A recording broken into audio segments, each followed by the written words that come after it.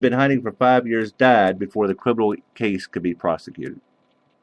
Today, the church invents costly new services with all the zeal of its founder. Scientology doctrine warns that even adherents who are cleared of enigmas face grave spiritual dangers unless they are pushed to a higher, more expensive levels. According to the church's latest price list, recruits, raw meat, as Hubbard calls them, take auditing sessions that cost as much as $1,000 an hour or $12,500 for a 12.5-hour intensive. Psychiatrists say these sessions can produce a drug-like mind control euphoria that keeps customers coming back for more. To pay their fees, newcomers can earn commissions by recruiting new members and become auditors themselves.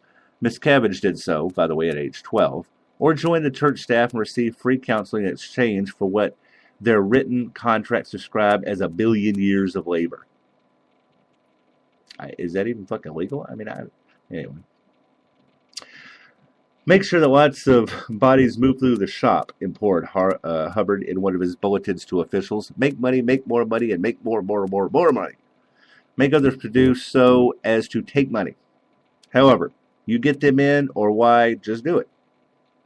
Harriet Baker learned the hard way about Scientology's business of selling religion. When Baker, 73, lost her husband to cancer, a Scientologist turned up at her Las Vegas home peddling a $1,300 auditing package to cure her grief. Some $15,000 later, the Scientologist discovered that her house was debt-free. They arranged a $45,000 mortgage, which they pressured her to tap for more auditing until Baker's children helped her mother snap out of the daze. Last June, Baker demanded a $27,000 refund for unused services, prompting 2 cult members to show up at her door unannounced with an e-meter to interrogate her. Baker never got the money, and financially strapped, she was forced to sell her house in September. Now, Noah, the guy that I was talking about before, managed to kill himself. He had paid more than $5,000 for church counseling. His behavior had also become strange. He once remarked to his parents that his Scientology mentors could actually read minds. I don't know. When his father suffered a major heart attack, no one insisted it was purely psychosomatic. 5 days before he jumped, Noah burst into his parents' home and demanded to know why they were spreading false rumors about him. A delusion that finally prompted his father to call a psychiatrist. Of course, it was too late. From Noah's friends at Diagnetics, read the card that accompanied a bouquet of flowers at Wadrick's funeral. Yet no Scientology staff member bothered to even show up. A week earlier, local church officials had given Wadrick's parents a red carpet tour of their center. A cult leader told Noah's parents that their son had been to the church just hours before he disappeared. Well, I tell you what, that right there would have made me start killing fuckers.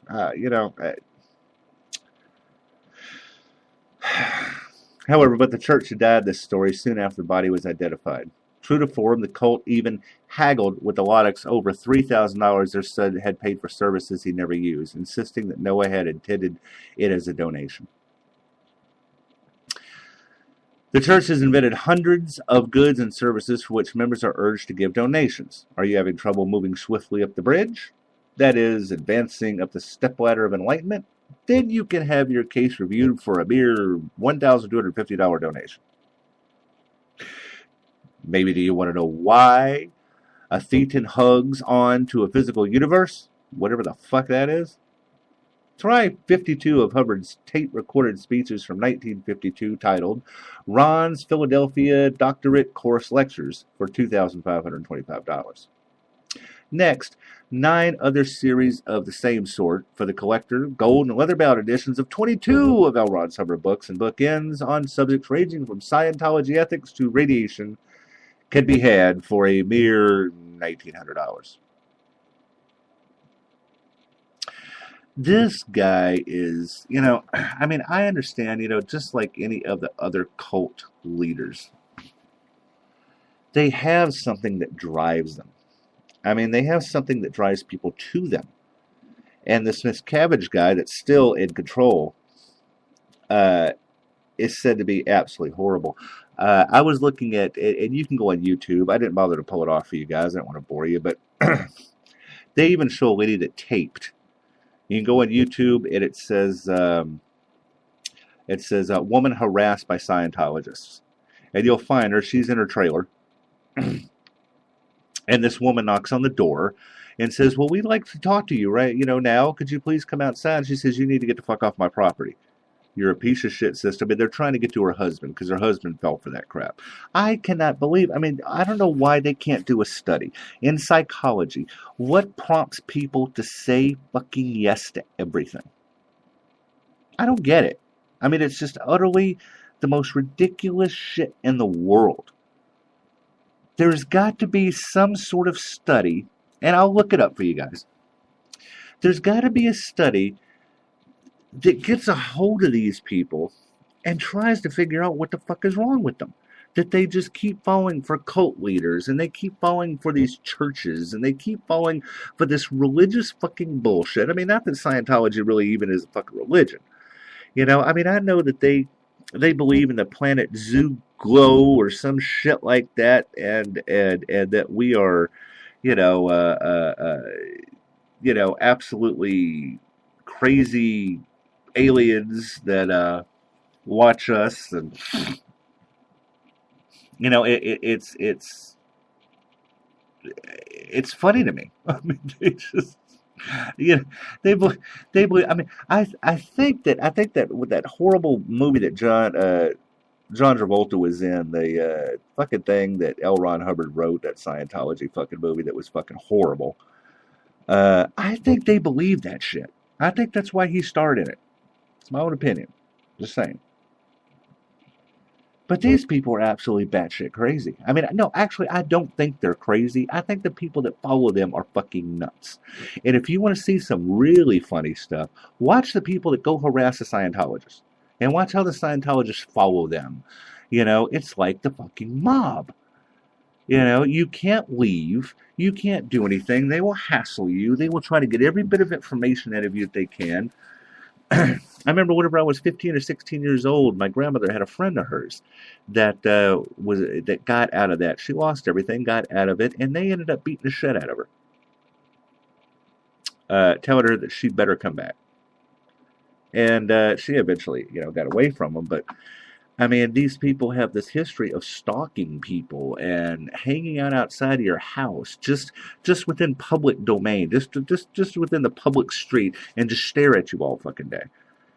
They're intimidating assholes, and I swear to God, they're going to catch the wrong person doing this shit. I'm telling you, they're going to catch somebody at home the wrong time and all that kind of stuff, and some shit's going to break loose because these fucking people are nuts. But, anyway. That's pretty much my rant. So I promised you right around 30 minutes. And, I would love to go into it more. Even to the point that, that L. Ron Hubbard's great-grandson, I think it was in the church and completely denounces it now and talks against it. And, of course, they can't have that shit. And they have... this cruise ship that runs around the world, basically. It keeps children on it. And I'm not making this shit up. That's their floating palace, if you will. And it's amazing to me that people, especially with all the shit about Scientology out there, keep going to these groups. But if these stupid fucking celebrities like Tom Cruise and Kirstie Alley and whoever the hell else is in it now, it just gives them a national limelight, and I tell you what, if you want to know something scary, go down to, I think it's St. Petersburg, Florida. They own that fucking town, everything in that town, and you walk around there and say some shit and see what happens to you. People are like the mob, man. And I don't know, it seems like the government just keeps letting them do whatever the fuck they want to do. And I don't understand it. But, I might do that on another show. But I'm going to, okay, now, the Scientology rant at 24 minutes is over. I'm too tired. It's 2 o'clock in the morning. But I got to win my $100. And I don't think this shit's in tune.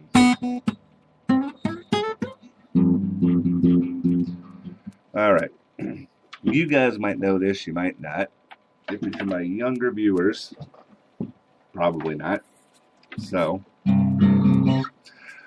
we're going to do a little, let's see, what's a good one here? How about, and I only know 3 songs, so I'm trying to end everything with one particular song. And by the way, I have the second song I'm going to do. I'm not going to mention the title of it.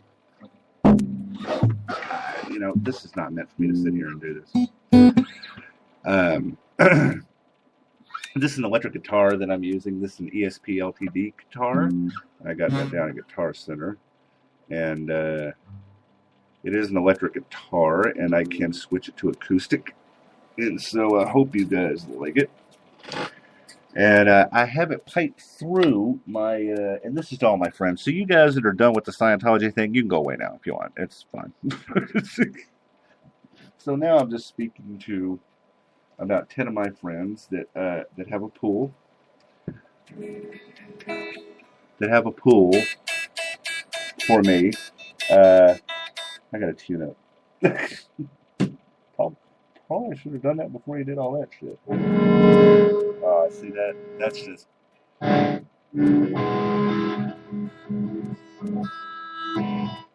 Okay. All right. Okay, I think we got it set here. Anyway, the guitar is going through the computer, so I don't know if I'm going to cut out my voice or not. I don't know. It's going separately than my little Logic Cam microphone's going through. So, anyway, I hope you guys enjoy it. And the second song, anyway, that I'm going to... See, I get off on a tangent. I forget what the fuck I'm talking about. The second song is a song that I learned about 3 or 4 months ago over time. I mean, I didn't just set out. I just... this is going out to Heather. My second song, and the reason is because I know she likes this group. I don't particularly care for them too much, but I found this is very easy to play, and hopefully, you know, hopefully she hears it, and we'll see. But for my other guys, I'm going to warm up a little bit before I play this Wanted Dead or Alive. I know you guys, that was the first song that I ever learned on a guitar. After I could go past a few frets. I learned the guitar just to learn that song. That's the only reason. And or I picked up the guitar, and I figured if I could just learn that song, I would be good. So, all right, let me patch my thing in here. Let's see. We do that, and no, I'm not singing anything. I got a cold, and I'll feel good. So, not happening. Okay, well, here it goes.